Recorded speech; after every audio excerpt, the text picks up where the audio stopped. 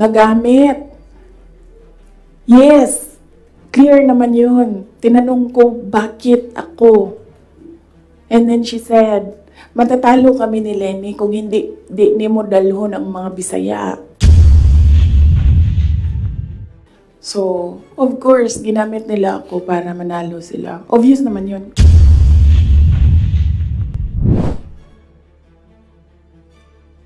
Antayin muna natin yung next House hearing. Kasi kulang pa yung mga sinasabi doon for me to answer. So, antayin muna natin yung House hearing before we talk about the House probe. And then sa Quad Committee, hindi pa naman nila nasasali yung pangalan ko doon. But I heard na gusto nilang isali yung pangalan ko doon. So, antayin na lang natin pag nasama na yung pangalan ko doon. And then, sa DSWD-AX, answered by Norman Baloro already. And then, other political issues, sa susunod na natin i-take up. Okay, so wala na tayong pag-uusapan. Tapos na. Thank you. Okay, so saan ba ako magsisimula? Magsisimula ako sa, you have to bear with me ha. We'll start with 2021.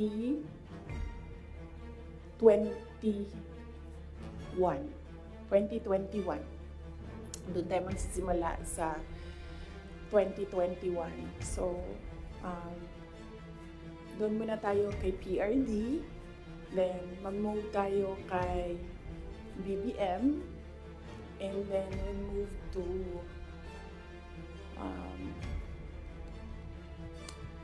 Martin Romualdez, and then merong isang person of that triangle. Hindi muna natin siya i-mention because I'm waiting for more information coming out doon sa House probe bago ko i-mention yung pangalan niya. And then siguro a little of confidential funds. Okay? Okay. So 2021.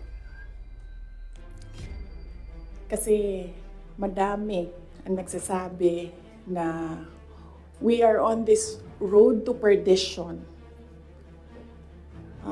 Our country is on this road to perdition because matigas ang ulo ni Inday Sara. Hindi siya nakinig sa tatay niya. Kung nakinig lang siya sa tatay niya, tumakbo siyang president,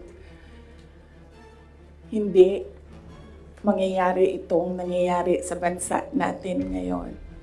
Ayun, hindi lang yan isang beses na narinig ko, madaming beses.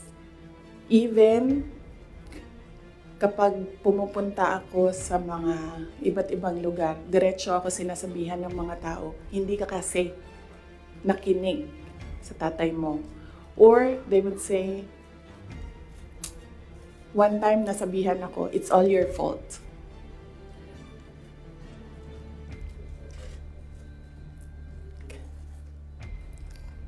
Alam niyo kasi, I don't like talking about my life.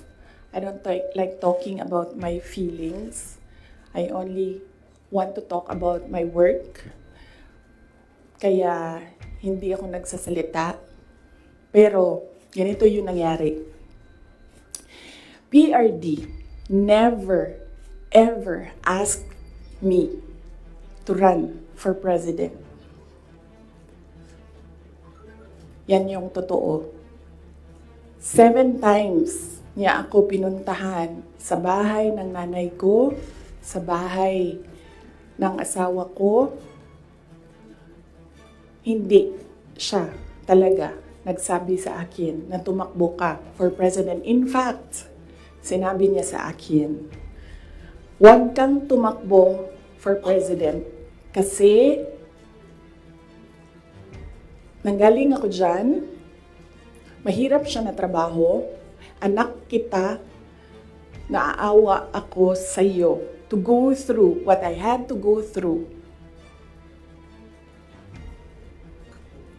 Yan ang sinabi niya sa akin, paulit-ulit. And sino ang witness ko to say na totoo ang sinasabi ko? Yung nanay ko.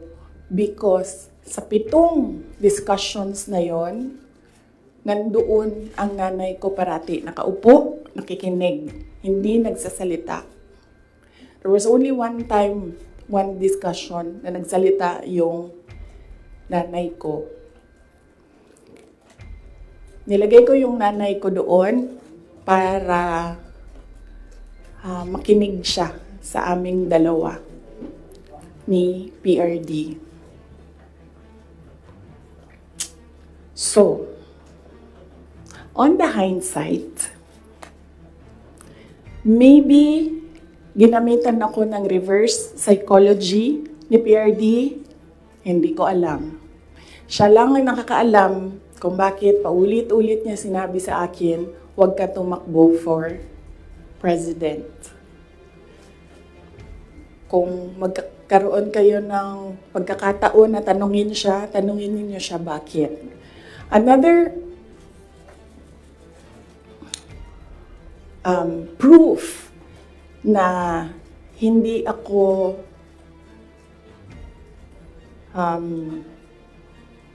sinabihan ni PRD na tumakbong president. He left me a document, 2 papers in a folder. Unfortunately, naiwan ko sa bahay namin ngayon. Dala ko siya dito sa Manila para ipakita sa inyo, pero naiwan ko siya sa bahay. Ang nakalagay doon, so maybe the next time na magkita-kita tayo lahat, dalhin ko siya. You can read, but you cannot take photos. Cannot take videos of the document. Nakalagay doon, in gist lang. Sa left side, nagsasabi siya doon, hindi si PRD. Hindi si PRD ang sumulat nun, ibang tao. Nagsasabi yung tao doon, Sara should not run for any position. Dapat si Bongo ang tumakbong VP. Yun yung nakalagay sa left side na document. Nakalagay sa right side na document, Sara should not run for any position. She should endorse Bongo Rudy Duterte for President and Vice President. So yun yung proof ko. Yun yung dala-dala ni PRD na document nung very last meeting namin. Dala niya yung document na yon. So yun yung proof ko na hindi talaga nagsabi si President Duterte na tumakbo ako for president. And even if nagsabi siya, hindi din talaga ako tatakbo for president. Maaga ako nagsabi sa inyong lahat. Sabi ko, I don't know kung may mga media pa at the time na nandito ngayon. Sinabi ko, wag nyo na muna akong tanungin about the presidency para hindi pa ulit-ulit yung tanong. Antayin nyo na lang January 2021. Pagdating ng January 2021, paalam ko sa inyo ang decision ko. Kung tatakbo akong president o hindi. And true enough, January 2021, maaga ako nagsabi sa lahat, sa taong bayan, na hindi ako tatakbong president. Unfortunately, hindi naniwala lahat. Kasi sinasabi ninyo, yan yung track ni President Duterte. Hindi ako tatakbong president, hindi ako tatakbong president. And then, nag-substitute siya. But, yes, anak ako ni PRD, and yes, meron kayong nakikita sa akin na nakikita ninyo sa kanya. But I am a different person. Yung mga anak ninyo, hindi yan clones ninyo. Meron yan silang sariling pag-iisip, meron yan silang sariling kapasidad, meron yan silang sariling damdamin. Yun yung unfortunate part noong announcement ko noong January 2021 na hindi ako tatakbong president. Walang naniwala kasi sinabi nila, gagawin lang niya kung ano yung ginawa ng tatay niya. Hindi. Desisyon ko yun na hindi talaga ako tatakbong president.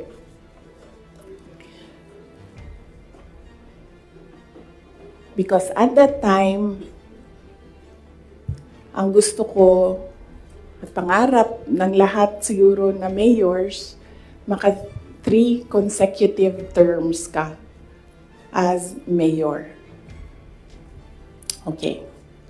So, klaro na yon. May questions doon? Yes, ma'am. Sino po nagsabi sa inyo? Mike. Sino po yung nagsulat doon sa folder? Unsigned siya, walang pangalan, and I think sinadya nila na wag lagyan ng pangalan yung 2 letters kasi it was really a Sara bashing document. It did not say anything nice about me. So, I think sinadya nila na hindi sabihin sa akin kung sino yung sumulat ng 2 documents. How did you feel, ma'am? How did you feel po when you seen those documents? Wala naman akong problema sa sarili ko. Alam ko kung anong kakayahan ko, alam ko kung anong kapasidad ko, alam ko kung ano yung kaya kong gawin. So kung ano man yung sabihin nila, nung 2 tao na yon, hindi siya nakaka-apekto sa akin. Well, yes, yun. Sige. Sir. Good morning, Mikael of Reuters. Ma'am, why are you telling all these details to us now? What's the context?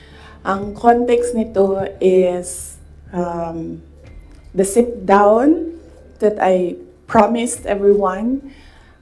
Nagsabi ako na mag-sit down ako. Merong mga questions noon na sinabihan ko kayo na it needs a sit down. Pinut off ko yung sit down na yon. Sabi ko nga, I don't like talking about my life. So, hindi ko siya ginawa.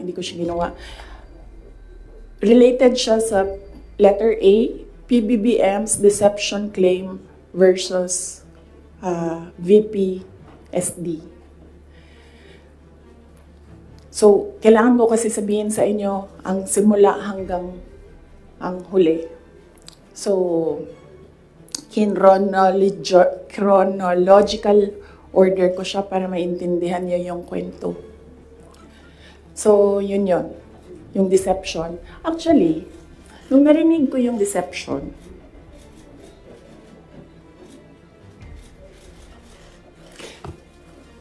naisip ko pa, hindi ko na siya sasagutin.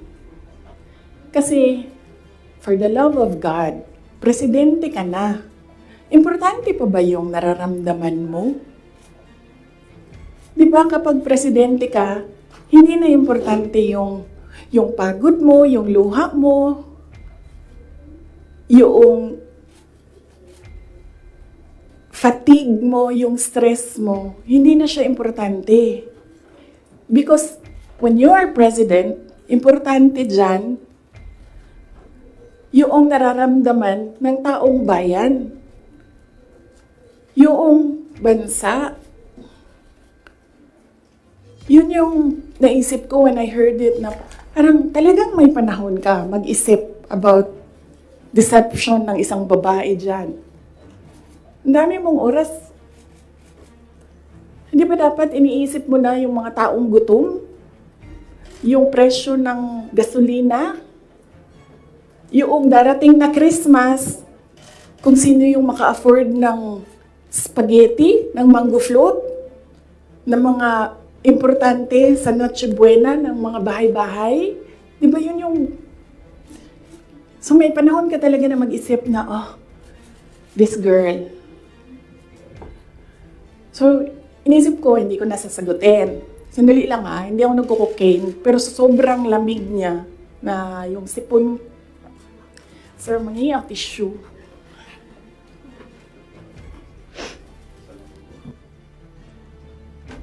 O, wag niyo lang hinaan, sir, kasi sa sobrang dami natin. Tissue lang, sir, may panyo ako. Ayoko ng panyo. Huwag niyo i-off, sir, kasi sa sobrang dami natin, mamamatay tayo dito pag walang aircon. Kasi hindi iikot yung hangin. Okay. Hindi ako umiiyak. Hindi ako nagko-cocaine. Malamig yung aircon. Okay. So yun. Hindi ko na siya sasagutin. Kasi naman, hindi naman siya mahalaga sa bayan. Pakialam natin sa kung anong nararamdaman ng President at Vice President, di ba? Ako gani, sa Binisaya pa, dawat-dawat raman na. Di ba? Dawat-dawat rana. Ako, ginatira ko nila kada adlaw. I am a subject of a Mega Millions PR attack. I am a subject of a House Committee hearing.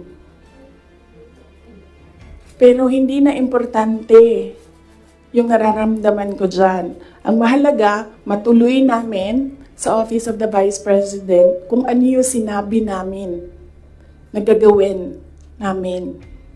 Diba? So, I don't understand why we're talking about feelings. So, hindi ko na siya sasagutin. And then, sabi ng mga tiga Davao, nandun ako sa Davao nung lumabas yung deception na yan. And,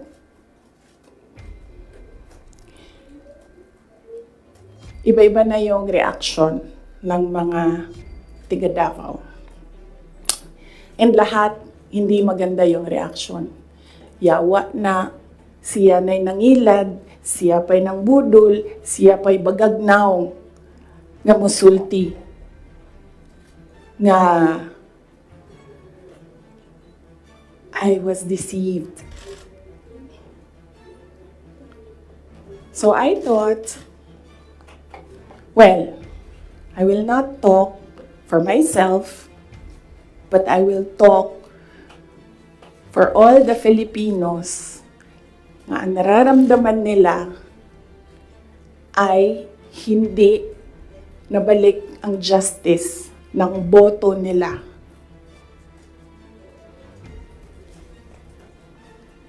So yan yung context. Mahaba ng context. Okay? So nasaan ako?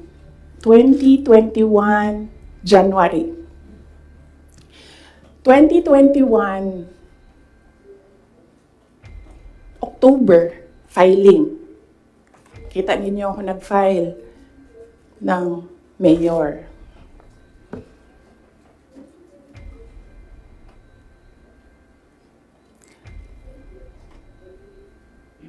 Mayor talaga yung tatakbuhan ko. Masakit sa akin na naririnig yung mga tao na we are disappointed in you.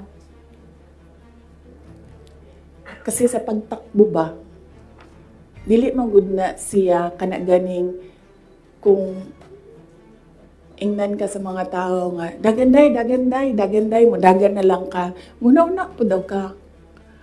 Mundagan ko, o presidente, ingani ang may tabo.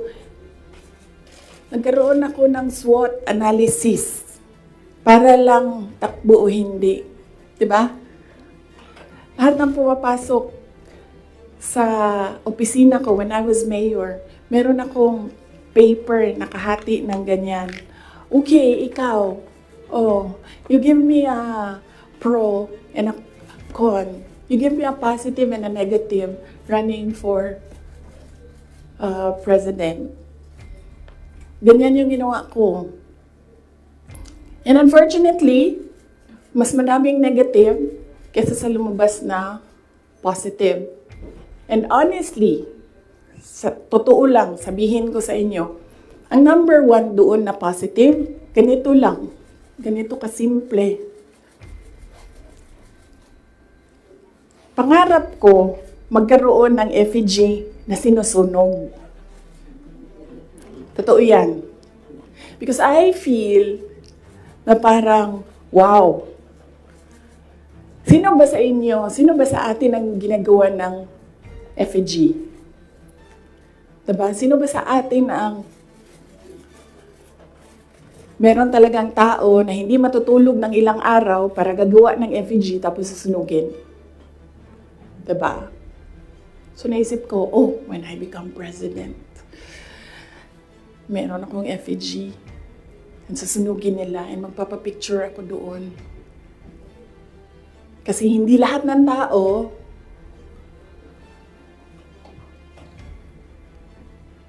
merong ganun sa buhay nila. And then another positive was, mapupuntahan ko na lahat ng sulok ng Pilipinas.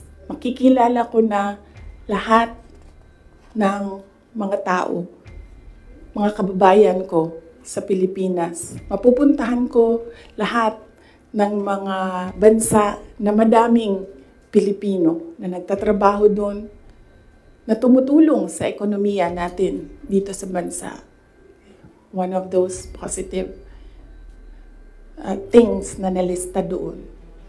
Na nasabi ko, kung makapunta ako doon sa kanilang lugar, baka naman ma-inspire sila na gawin kung ano yung ginagawa sa Davao City. At the time, bago ako bumaba for mayor,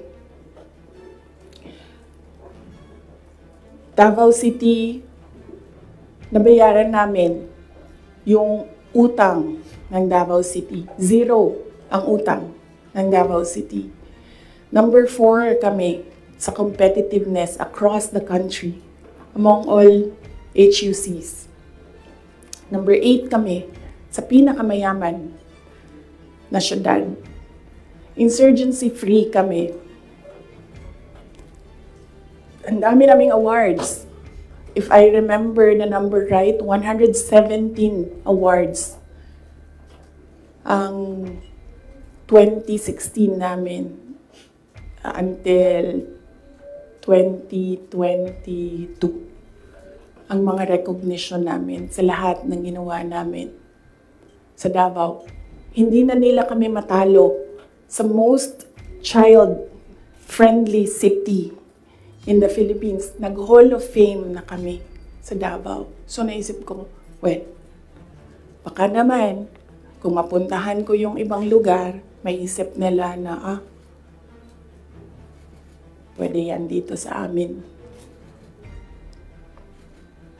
That will improve the quality of life of our kababayans. So anyway, sana ako.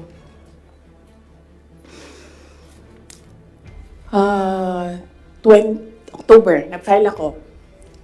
Pagdating ng late October, after deadline ng filing, tumawag sa akin si Senator Amy Marcos. Sabi niya sa akin, pwede ka ba tumakbong Vice President? Sabi ko sa kanya, alam mo, hindi ko pa narinig ever na sinabi sa akin na tumakbo akong Vice President. Sabi ko, bakit mo ako nire-request ngayon na tumakbong Vice President? And I'm happy that she was honest enough to say, kasi matatalo kami ni Lenny kung hindi mo dalahin ang Bisaya. It was very straightforward. Now, it was all about winning, sinabi niya sa akin. So sabi ko sa kanya, Bisaya naman day ang ato ang giistoryahan dinhi. Tawagan ninyo si Bato de la Rosa. Ask him to slide down to VP. tumatakbo siyang president. And then ang answer niya was, nah. And then I told her, well, ask PRD to run as your vice president. And then she said, well, that's a closed book already kasi tumatakbo si BG. So, ask BG to run as your vice president. Mga Bisaya na tanan. And then she said na, I don't think kayanin na manalo kami kay Lenny. And then I said, ask Manny Pacquiao to slide down. He's already running for president. And she said, we already did. And Manny Pacquiao told us that God asked me to run for president. So how can you argue with God? Totoo yan. I don't think she will deny that. Very straightforward naman si Senator Amy Marcos eh. Mainit na siya ngayon.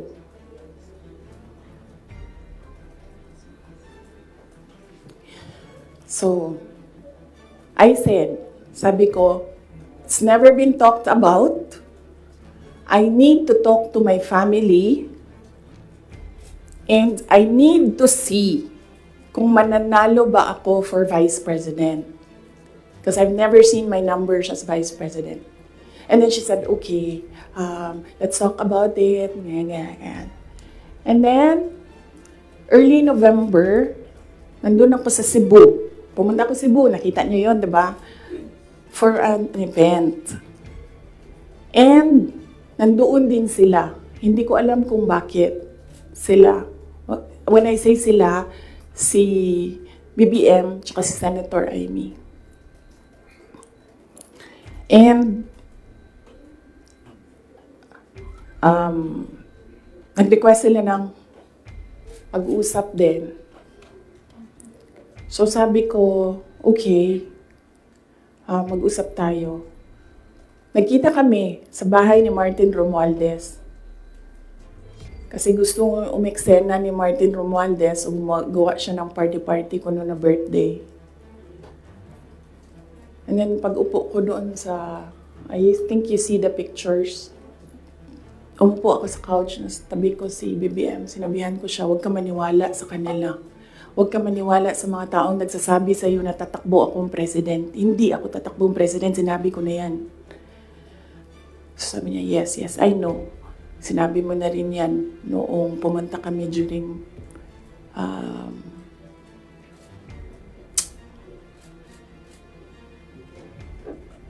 birthday ko. May 29 nata sila pumunta sa Davao. So okay na yun. And then we had another meeting na wala na si Martin Romualdez. Kasi, hindi naman talaga siya kasali. Sinisiksik lang niya yung sarili niya. Totoo yan. Ito yan. Papunta tayo kay Martin mamaya. Gusto nyo? Tawag sa kanya ng mga kasamahan niya doon sa house, Tambi!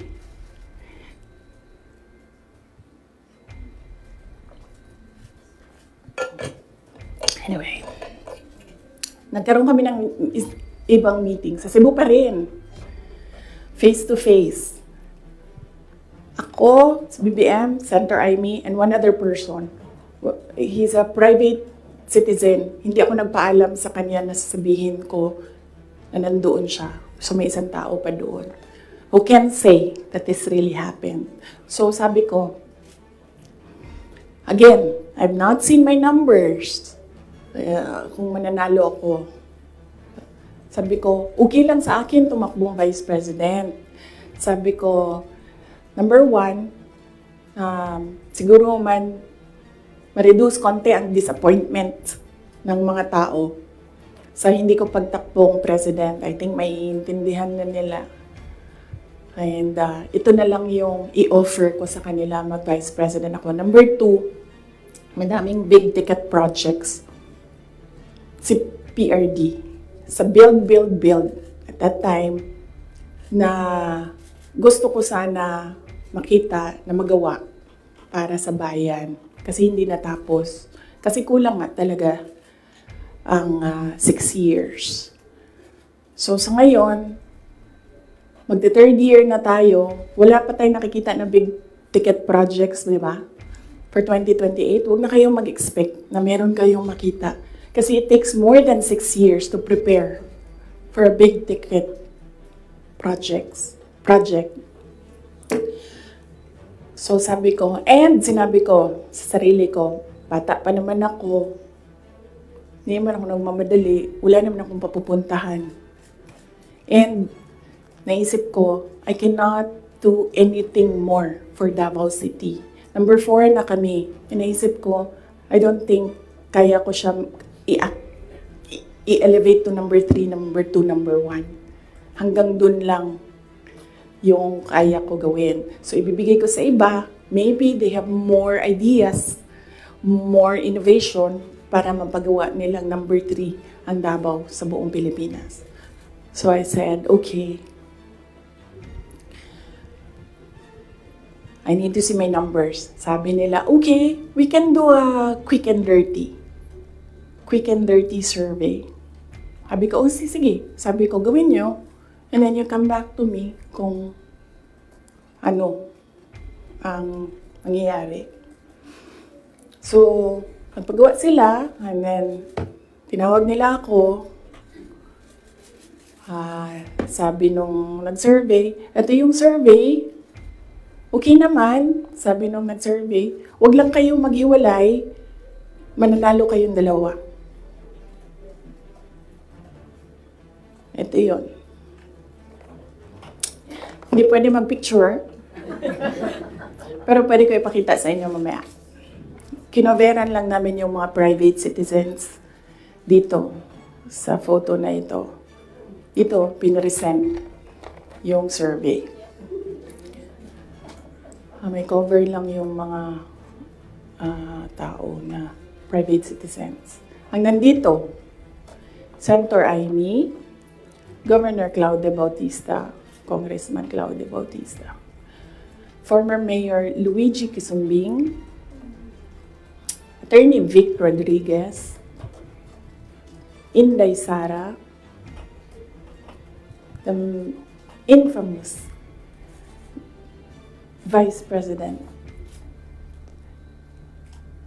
BBM Sandro Marcos. Pwede nyo tingnan mamaya. Bawal mag-picture ha. Okay. So sabi ko, okay, balikan ko kayo, kausapin ko pamilya ko. Kinausap ko, mama ko. Kinausap ko yung dalawa kong kapatid, si Paulo at si Baste. Umupo kaming 4. Sabi ko, takbo akong Vice President, ito yung mga rason. Sabihin niyo sa akin, bakit hindi ako tumakbong Vice President? Wala man sila sinabi. Ang sinabi lang ng mga kapatid ko, anong matulong namin sa iyo. And then sabi ng nanay ko, okay, sige. And then, sumulat ako ng letter. In-address ko kay PRD. Sinabihan ko yung kapatid ko, si Baste. Kinausap ko siya. Sabi ko sa kanya, kaya mo ba ang gawing number 3 itong Davao City? Kaya mo bang saluhin? Kasi kung hindi mo gusto, di mo pa kaya, hindi ako tatakbong Vice President. Sabi ng kapatid ko, kaya ko, gagawin namin. Okay, tumakbo kang Vice President. So sabi ko sa kanya, okay, we're okay with you. Pakidala nitong sulat kay PRD. Sabi ng Baste, ginanon doon yung PRD, and then ginanon niya. And then he said, no, wala na akong masasabi dyan. So,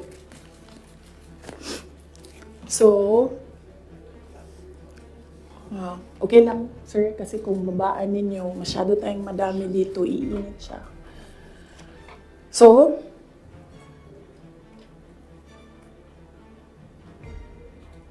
tumakbo akong Vice President, alam na natin lahat yon. Ginawa ko yung kampanya, alam na natin lahat yon. Okay, so, no, hindi ko sinuway, hindi matigas ang ulo ko, hindi totoo na pinatakbo akong President, si President Duterte. In fact, every time makita niya ako ngayon, sinasabihan niya ako, huwag ka tumakbong President. Sabi niya, yung dinadaanan mo ngayon, wala yan. Kung ikaw ay President, mas mahirap pa. Sabi niya, maawa lang ako sa'yo. May heart pala siya. So, klaro na yan. Hindi ko kasalanan that we are on this road to hell. Hindi ko kasalanan kung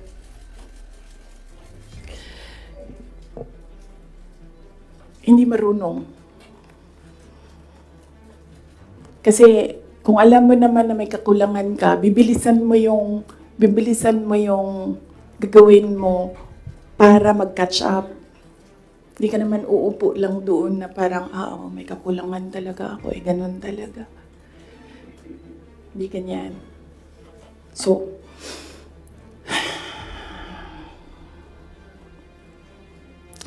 that's that. And then, ito na kami ni Mr. Deception.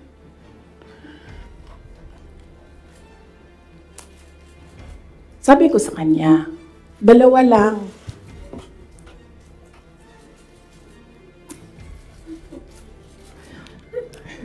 Para pantay. 2 lang. Sabi ko, 2 lang. Ang request ko sa iyo. If you win, 2 lang ang request ko sa iyo. And I think, I requested this na one-on-one kami online. Pero meron akong nabasa somewhere na merong nakikinig sa side niya. Kasi nag-post yung taong yun. Pero yun yung request ko at the time. Kami lang 2. Sabi ko sa kanya, pag nanalo ka, 2 ang hingin ko sa iyo. Unang-una, yung trabaho ko. I want to work sa security sector kasi there will never be development kung hindi solid ang security backbone mo. Hindi ko sinabi sa kanya yan. Pero, tinanong niya ako, bakit Department of National Defense? Sabi ko sa kanya, kasi karamihan naman ng problema ng insurgency, ng terrorism, nandyan yan sa Mindanao. Kinalakihan ko yan, naiintindihan ko siya. In fact, nung bumaba ako, insurgency-free na ang Davao City. So, naiintindihan ko siya.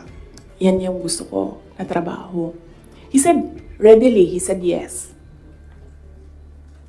And then, ang isa, sinabi ko sa kanya, itong trabaho na ito, maiiwanan ko yung mga anak ko.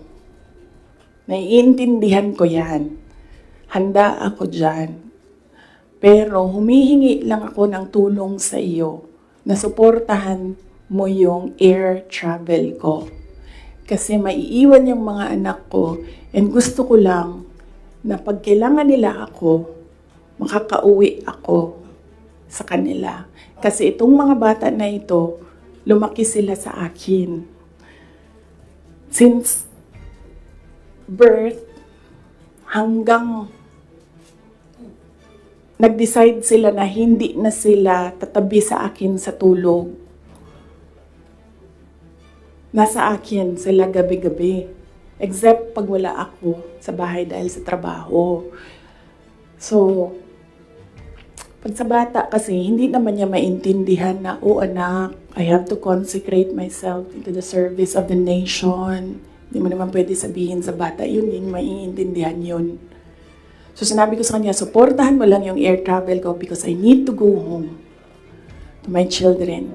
Kasi kahit na Vice President ako, gusto ko pa rin na maalala nila na nandyan yung nanay nila Dahil sa loob ng bahay, hindi naman Vice President tingin sa akin ng mga anak ko. Just plain, Mama, may kailangan ako. Mama, may problema ako. Sabi niya, yes. Dalawa lang yun. Sabi niya, yes. In fairness, hindi siya yung nag-umindi sa DND. Hindi totoo yan na hindi binigay sa akin. Binigay yan. Nung nanalo na, sinabi ko na ito dati, ulitin ko lang. Nung nanalo na kami, nakita ko yung boto. And then I realized, sabi ko, gagawin talaga ng mga tao na ipaaway kami para masira yung partnership. Yun talaga ang gagawin. Lalong-lalo na ng mga yellow, ng mga liberal. Kasi yun yung gusto nila. So sabi ko, they will exploit this. And dahil nasa DND ako, araw-araw ako pagdududahan. Anong ginagawa ng babaeng yan dyan? Saan na ginabuhat? Asam na siya gaadto. Planning ako dita. Planning to overthrow the government. Kasi DND yan. Hawak mo ang military. So sabi ko sa sarili ko, ayaw ko na magtrabaho ng ganun. Na araw-araw ka pinag-iisipan na meron kang gawin. Samok ra siya ba? Magtrabaho ka, unya na pa ingana nga intriga, madaot lang imuhang kamada. So ingon ko, sabi ko sa kanya, pwede ba ako lumibat sa education? Kasi 3 naman yung plataforma ko. Mapayapang pamumuhay, trabaho, edukasyon.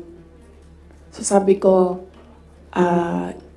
pwede ako lumipat ng DepEd. Sinabi ko din sa kanya kung bakit. Ayaw ko na intrigahin ako. And then he said yes. So napunta ako sa DepEd. And then the other one, sabi ko, supportan mo yung air travel ko. Sabi ko, di na nangyari yun. Pinilit namin, hindi na natupad yun. Isang beses sinabihan ko siya. Sabi ko, pwede ba sabihan mo yung 250? Kasi ako ang priority. Hindi ikaw. Kasi yan yung usapan natin. Kasi naiintindihan mo, di ba? Na meron akong maliliit na anak. Kasi sinabi siya, do I have to tell them? Na semi-British accent. And I said, of course. Kasi presidente ka, ikaw magsabi. So, hindi na. Isang beses. And then one time, priority daw si Lisa. Hindi ko alam kung anong trabaho niya para sa bayan na ito. And then one time, priority daw si ganyan. So, I said, okay. This is,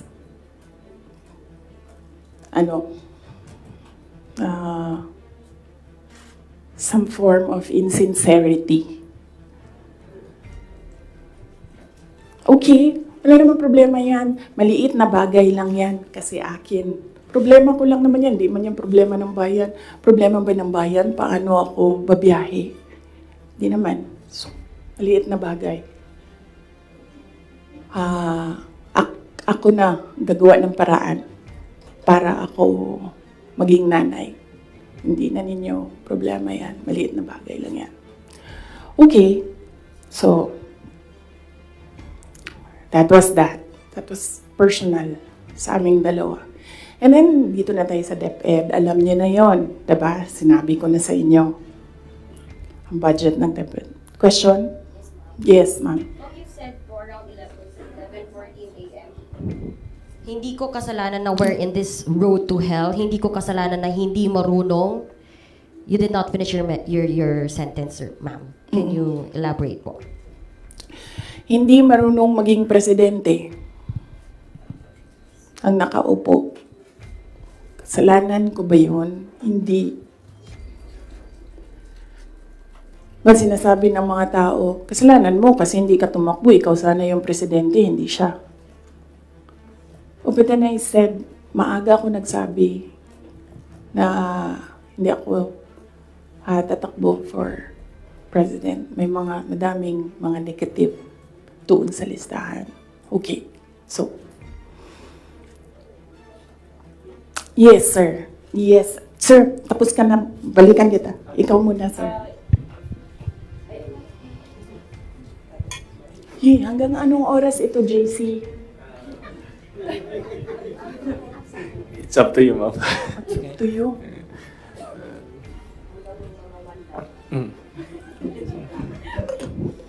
Okay.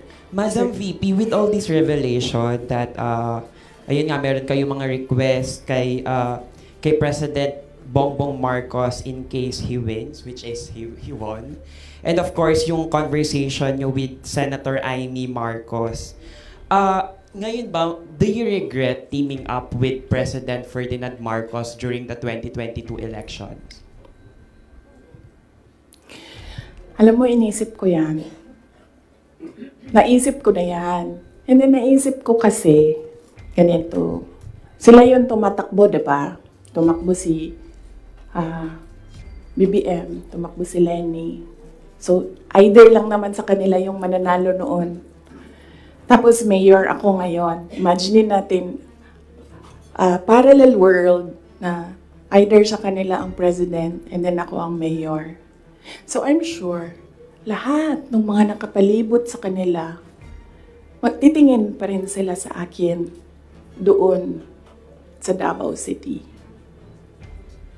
Hahabulin pa rin nila ako doon sa Davao City because tinitingnan nila. Yung mga nakapalibot sa kanila, wala na yan silang pakialam kasi president na sila, di ba? Pero yung mga nakapalibot sa kanila, may pakialam. Kasi sila yung tumitingin ng future. Sila yung tumitingin ng 2028. And then, meron akong realization yan because ang nagsabi sa akin yan, si former Senate President Manny Villar. Sabi niya, wala kang kawala dyan. Saan ka man magtago, saan ka man pumunta, hahabulin ka nila kasi tinitingnan nila ang 2028. So, I don't regret running for Vice President. Kasi imagine nyo, kung mayor ako, tas hinahabol nila ako ngayon. Diba? Napakadali nila ako i-suspend. Napakadali nila ako kasuhan. Napakadali nila ako tanggalin sa pwesto as mayor.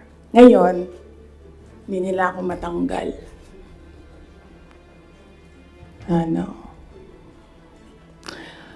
They can drag me to hell.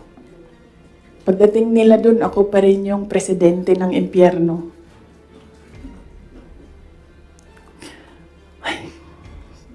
Yes. Jason? Yes. Pahiram ako ng ballpen, lagyan ko lang ng note kung saan ako nag-stop kasi para alam natin saan tayo mag-start. Mamaya. Kung sinabi niyo po na hindi kayo nagsisi na tumakbo kayo for Vice President, pero nagsisi po ba kayo na nakipag-tandem kayo kay President Bongbong Marcos? Hindi man ako ni-request ni VP Lenny na tumakbong Vice President niya. No, hindi ko pinagsisihan yung pagtakbo ko as Vice President. And hindi ko din pinagsisihan na nakipag-tandem ako sa kanya. I'm sure merong rason ang Diyos kung bakit ako nilagay dito sa upuan na ito sa ilalim ng seal na yan.